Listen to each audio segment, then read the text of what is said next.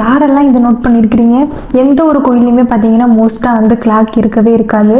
கோயிலுக்குள்ளே போன உடனே ஃபஸ்ட்டு நம்ம என்ன ஃபீல் பண்ணுவோம்? மைண்ட் வந்து ரிலாக்ஸாக இருக்கும். எதை பற்றியுமே வந்துட்டு யோசிக்கவே மாட்டோம்.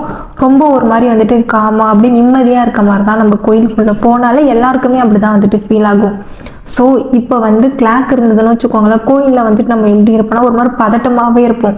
ஐயோ டைம் ஆகிடுச்சு, சீக்கிரம் வீட்டுக்கு போகணுமே அப்படின்னு சொல்லி தான் யோசிப்போம். ஸோ இந்த மாதிரிலாம் வந்துட்டு இருக்கக்கூடாது அப்படின்ற காரணத்துக்காக தான் கோவிலில் வந்துட்டு அந்த காலத்துலேயும் நம்மளோட எல்டர்ஸ் எல்லாருமே வந்து பார்த்தீங்கன்னா கோவிலில் வந்து கிளாக் வச்சு கட்டாமல் நார்மலாக வந்துட்டு பில்ட் பண்ணியிருக்கிறாங்க. ஸ்டில் இப்போ வரைக்குமே நம்ம எல்லாருமே அதை தான் வந்துட்டு ஃபாலோ பண்ணிகிட்ருக்கோம். சப்போஸ் கோவிலில் மட்டும் ஒரு பெரிய கிளாக் ஒன்று இருக்குது, அதுவும் ஃப்ரண்ட்லேயே வந்துட்டு மாட்டி வச்சுருக்கிறாங்க.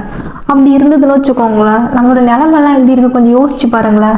இப்போ நான் கோவிலுக்கு போகிறேன், போன உடனே வந்துட்டு சாமியை பார்த்து சாமியை கும்பிட்றனோ இல்லையோ, என்ட்ரான உடனே எனக்கு அந்த கிளாக் தான் வந்துட்டு என் கண்ணில் படும். பார்த்த உடனே ஐயோ டைம் ஆகுது, சீக்கிரம் சாமியை கும்பிட்டுட்டு ஆஃபீஸ்க்கு போகணும் வீட்டுக்கு போகணும் அப்படின்னு தான் சொல்லி யோசிப்போமே தவிர கொஞ்ச நேரம் கோயிலில் உட்காரலாம் சாமியை கும்பிடலாம் அப்படின்னு சொல்லி யோசிக்கவே மாட்டோம்.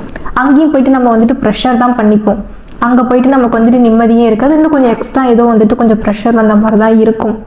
ஸோ இந்த மாதிரி ரீசன்ஸ்லாம்காக தான் வந்து கோவிலெல்லாம் வந்துட்டு கிளாக் வந்துட்டு வைக்காமல் வந்துட்டு நார்மலாக வந்துட்டு கோவில் எல்லாத்தையுமே வந்து கட்டி வச்சிருக்கிறாங்க.